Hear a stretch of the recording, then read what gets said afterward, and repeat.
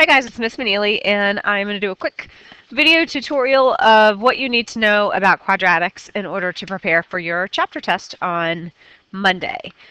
So in the first problem, you are given two different quadratic functions. One is written as an equation, the other is presented as a graph, and you're asked to fill in the table identifying the important characteristics of the function. So if I look at the equation, there's two ways you can look at it. You can look at it as though it's in standard form. And remember, standard form is when you have y equals ax squared plus bx plus c. And if I look at it that way, it just means that a would be the 1/2. Because there's no x term, that would mean that b is 0, and my c term would be 2. Problem with standard form is there's not a lot that you can get from it in terms of being able to identify characteristics of the function. So another way you can look at this is that it's in vertex form. In vertex form is y equals a times the quantity x minus h squared plus k. So even though you don't see the parentheses around the x, I could stretch this out if I wanted to think of it this way. 1/2 times the quantity, so there's my x, there's the square, and then my plus 2. So if you think about, well, what number could I put inside the parentheses that wouldn't change anything? And I could add or subtract 0, and that wouldn't affect anything. It wouldn't change the value of my equation. So when you write it like that, now it looks a little bit more like vertex form. And if the equation's in vertex form, the reason we call it vertex form is because the values of h and k identify the vertex. So the value of a in this case is going to be 1/2. H, now you do have to remember to always take the opposite of what's inside the parentheses because our formula is x minus h. So that means my h value would be 0. And my k value in this case is 2. I don't have to worry about changing the sign when it's not in the parentheses. So the vertex would simply be my hk coordinates, and that would just be 0, 2. Then you're asked to determine if it's a max or a min. Well, this is where I'm going to look at my value of a. And because a is positive, that tells me that my graph, and actually I'll sketch it down here, that my graph is going to have a vertex at 0, 2. So that means it's going to have a vertex up here, and it's going to open up. And the fact that the value of a is 1/2 tells me it's going to be wide. So it's going to open up, and it's going to be really wide. So that's what it's going to look like. If you're allowed to use your calculator, if you have a calculator, you could certainly plug that equation in. And even though it's written in function notation, f of x, that's the same thing as y equals 1/2 x squared plus 2. So now that I've drawn a picture of it, I think it makes it a little bit more obvious that the vertex, when the graph opens up, is going to be a minimum. The domain, this is going to be true for every quadratic function. The domain is going to be all real numbers.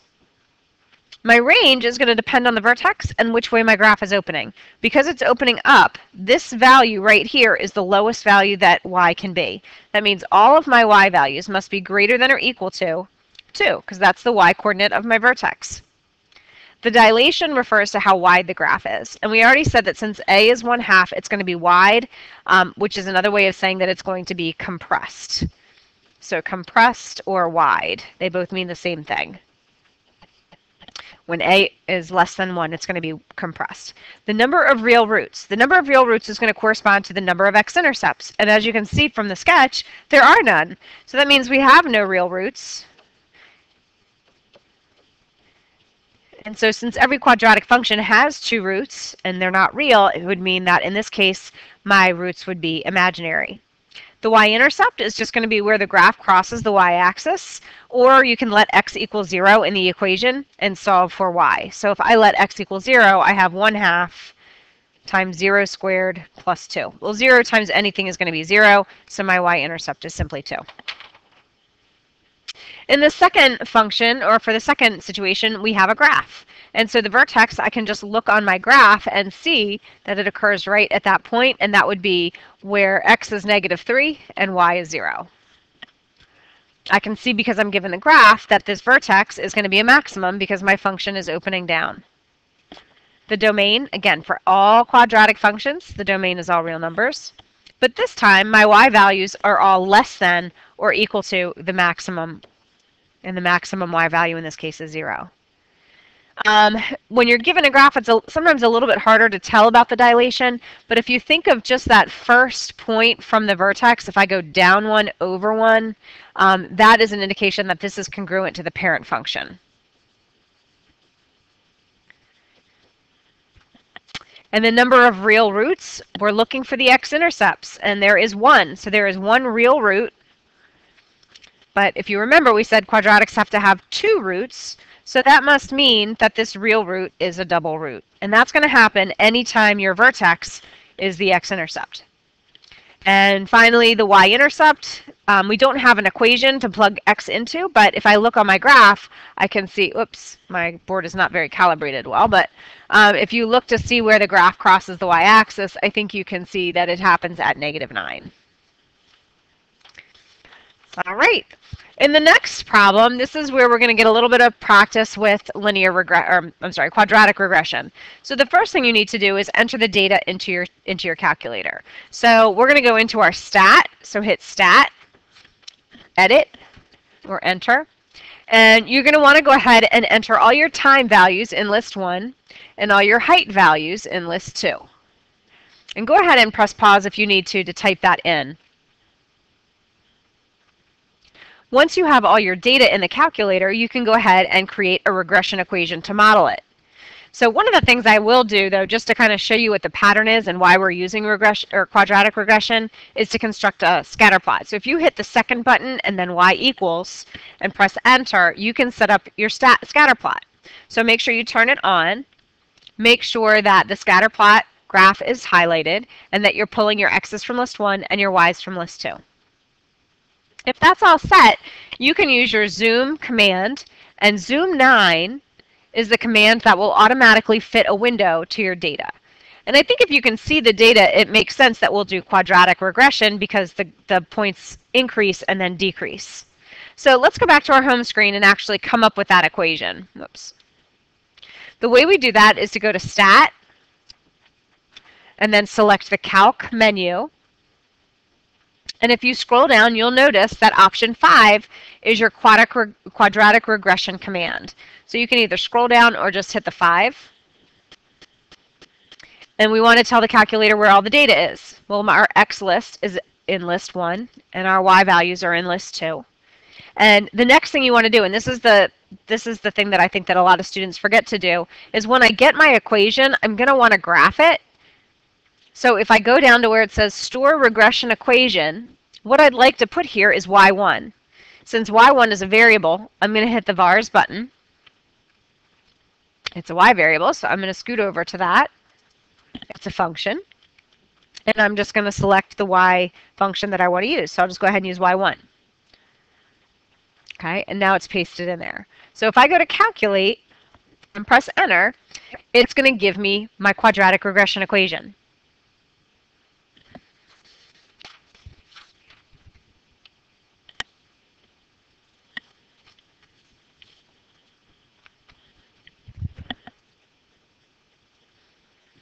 And I just realized I think that I might have entered one of my values in wrong. So don't write this down. I'm going to go back to my list for a second and just check my data.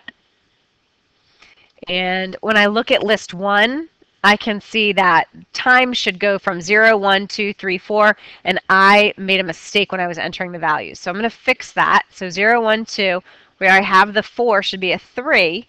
And then where I have the 5 should be a 4. And then I think all my Y data is correct. Okay, so now I'm going to go ahead and just quit out of there. And it actually turns out that if I hit second enter, it'll just pull up my old command, which is the command that we used before. So if I press enter, that's better. So you should get an equation that looks like this. Now, if you do have a decimal as your values of A, B, and C, this is very important on the quarterly assessment. You want to make sure that you round to 3 decimal places. So don't just cut off a number if it has a lot of decimal places. Always make sure you're rounding to the thousandths place, and that's important on the quarterly assessment. Okay, so let's make sure that we're writing this correctly. I'm given the form in its standard form, ax squared plus bx plus c. So when I write the equation on my paper, I have to make sure that I put the numbers where they belong. So my a value is -16. My b value is 78. And my c value is 305. So there's my function. So I'm just going to write it down. And if I press the graph button, I should actually now see the equation or see the graph of the parabola with my data points. And in letter B, it says, what is the height of the coin after 6 seconds? There's two ways you can do this, because essentially 6 seconds corresponds to an x value. And actually, if you notice that in the problem, it actually identifies t to represent time instead of x and h to represent height. So if we were actually to be careful about this, I'd actually want to call my x a t and my y an h. So if I wanted to find the height of the coin after 6 seconds, because that's a t value or an x value, I'm letting t equal 6. So you could actually plug it into the equation to find the height. I would just take negative 16 times 6 squared plus 78 times 6 plus 305. And you can type that into your calculator. Or if you want a shortcut, if you go into your second trace, if you go into that command, and the very first thing you see is value. If you press enter, you can actually type the 6 in there. And it didn't work. And you know why? If I go to my window, I notice that my x max is only 5.5. And so since it's not big enough to see the 6, I need to increase it. So my x max, let me just make it 10. So maybe it would be easier just to remember to plug the 6 in there. So now if I go into second trace and choose value and type in a 6, it'll give me the answer. And so if you were to do this on your home screen, we're simply typing it in. Negative 16 times 6 to the second power plus 78 times 6 plus 305. And so you get, either way, you're going to get 197. The one thing you do want to remember, though, is to use units. So 197 is an h value or a height value, and I believe that is in feet. The next question asks, when does the coin reach 300 feet? So 300 feet in this case is a height. So now I'm letting height equal 300. Well, that again, that's going to be a y value. Anytime you want to enter a y value into the calculator, you're going to go into y equals and set it up as a separate equation. So type the 300 here. When you graph it now, you're going to have a system of equations. And all you want to do is figure out where those two graphs intersect. So it looks like we're interested in the second point of intersection. So if I hit my second trace, I have an intersect command, which is option 5. And you just want to move your cursor close to that point. So if I move it close, I can just hit enter 3 times. And when you see the word intersection, then you know you have the actual intersection. And it's the x coordinate that I'm looking for. So 4.938. And instead of calling it x, I am going to refer to it as t. 4.398. And that would be in seconds. Now, if I asked you to justify this, what you'd want to do is explain how you determined your answer. So what I would say is I graphed both equations.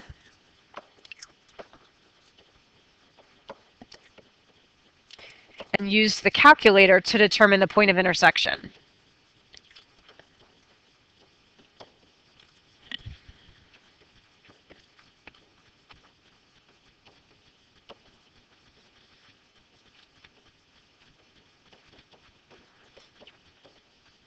Now, if you wanted to do this by hand, you could. You would basically set your equation equal to 300, and then you'd have to solve it algebraically. So you'd subtract 300 from both sides, and I think in this case it would probably be easiest just to use the quadratic formula, but it would take a lot of time. Another thing you could do is if you look at your table, so if you hit second graph and look at your table, since y1 is the height of the object, we'd want to see where that height was 300. So if I scroll back a little bit and I look to see where it might have reached 300, I can see that that is happening between 4 and 5 seconds. So, I mean, that would be another way to write your answer. It's just not going to be as exact, and I would prefer that you are as exact as possible using the tools that are available to you.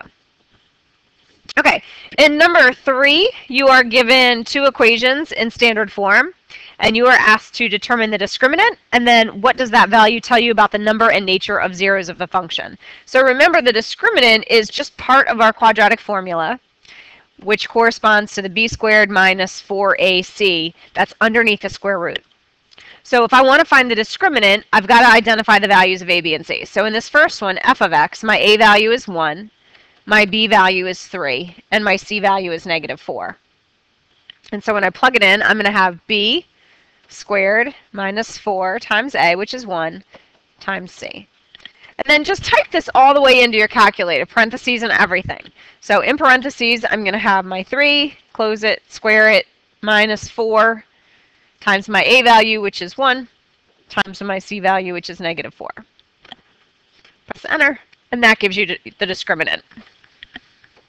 So if I were to actually try to solve this, basically, if you remember your quadratic formula, where it's the opposite of b plus or minus the square root of b squared minus 4ac, basically my square root is going to have a 25 underneath it. And if I take the square root of 25, I know that's a real number. And the plus or minus tells me that there's going to be 2 roots. There's a positive root and a negative root. So this tells me that there are going to be 2 real roots to the function, because my discriminant is positive. With the next one, my a value is 2, my b value is 4, and my c value is 5. So when I plug it in, I'm going to have 4 squared, that's my b value, minus 4 times a times 5. And again, I'm going to do this right on my calculator. So in parentheses, I've got the 4, close the parentheses before I square it, minus 4 times 2 times 5.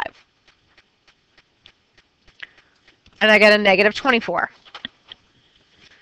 So that means in my formula, my negative b plus or minus the square root, that means there's a negative 24 underneath here. And if I've got a negative 24 underneath here, that tells me that I'm going to have imaginary roots. This plus or minus tells me there's going to be 2 of them. So 2 imaginary, or sometimes you'll hear it called complex roots. Okay. All right, let's take a look at number 4. I know a lot of people had trouble on this on the exit ticket today, so I do want to kind of take it slow. So basically what you're asked to do is to find the product of all of the numbers on the rows and the columns, and to just put a check mark next to the ones that are real numbers. So notice that, like, negative 5 plus 3i, that's a complex number. Negative 10 is a real number, and 5i is an imaginary number. I squared, if you remember, the square root of I itself is equal to the square root of negative 1. So I squared, if I square everything, is just going to be negative 1. So even though it involves an I, because when I square it, I get a negative 1, this is actually a real number. Negative 5 minus 3i is a complex number. So, like I said, you don't actually have to do the multiplication. But if I think about what is happening when I multiply these two terms together, when I multiply, think about, you're going to be basically distributing negative 1 times negative 5 plus 3i. When I distribute the negative 1 to the negative 5, it's real. But when I distribute the negative 1 to the 3i, it's still going to be imaginary. So my answer is going to be imaginary. I'm not going to put a check mark here. But if I multiply negative 10 times negative 1, that is real. So I will put a check mark there. And if I multiply 5i times negative 1, it's still going to involve an imaginary number, so I'm not going to put a check mark there. And then if you take a look at negative 5 plus 3i times negative 5 minus 3i, these numbers are complex conjugates.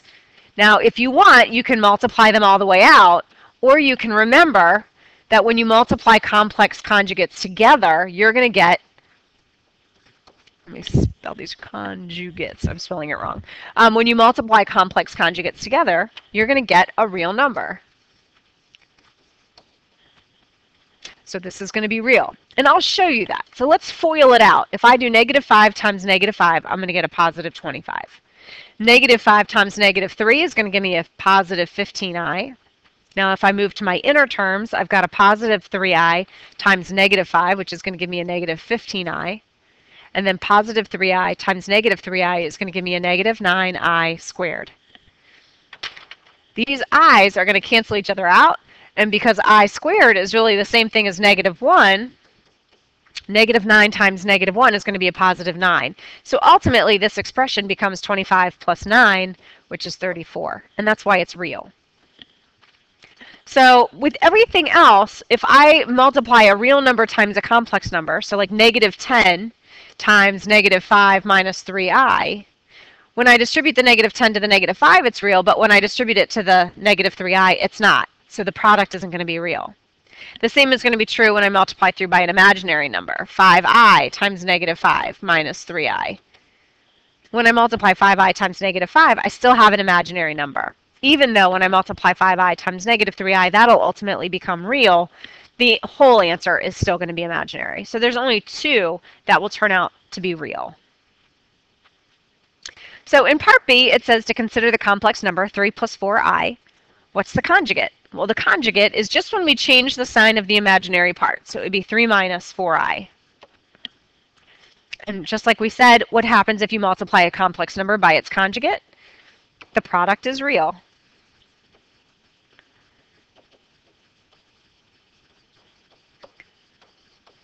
The other thing to keep in mind is if this is one solution to an equation, this is the other. So if I'm solving a quadratic equation and I tell you, all right, so negative I is one solution, that means positive I is the other. If I say 5 plus 6i is one solution, then 5 minus 6i is the other. And that's really important.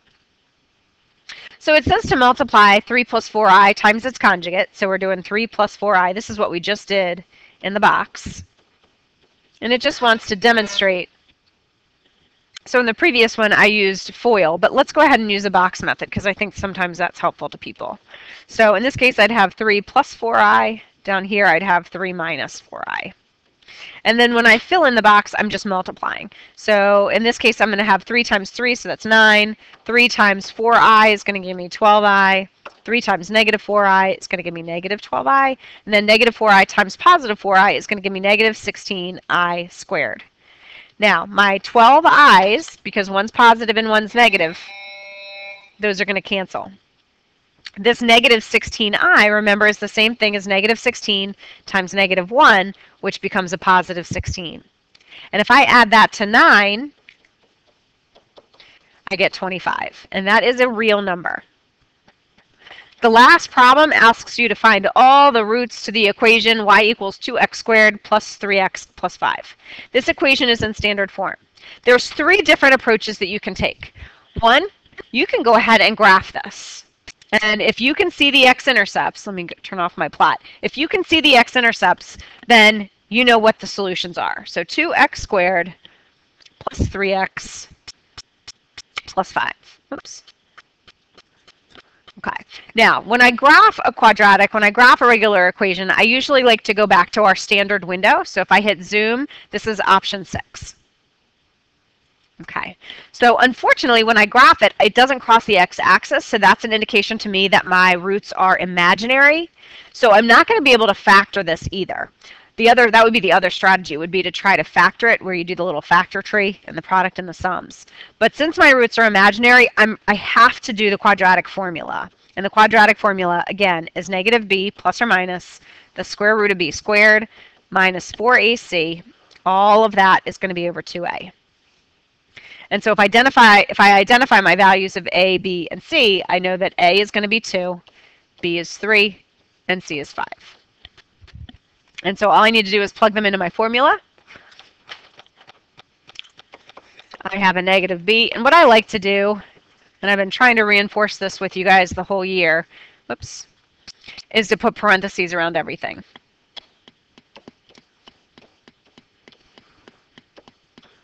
And then you're just filling them in. So I know my b value goes in the first set of parentheses. That's a 3. I have a b here. And then this is a, and this is c. And then underneath I have a again. when you're simplifying the quadratic formula, you want to take each piece individually. So I'm going to simplify this part, which is going to end up being the opposite of 3, which is negative 3. I'm going to bring down my plus or minus. A lot of people lose that plus or minus when they're doing it. And I'm going to bring down my square root. I already know my answer is going to be imaginary because I've graphed it and it doesn't cross the y-axis. I'm sorry, the x-axis. So I don't want to type my square root into my calculator quite yet.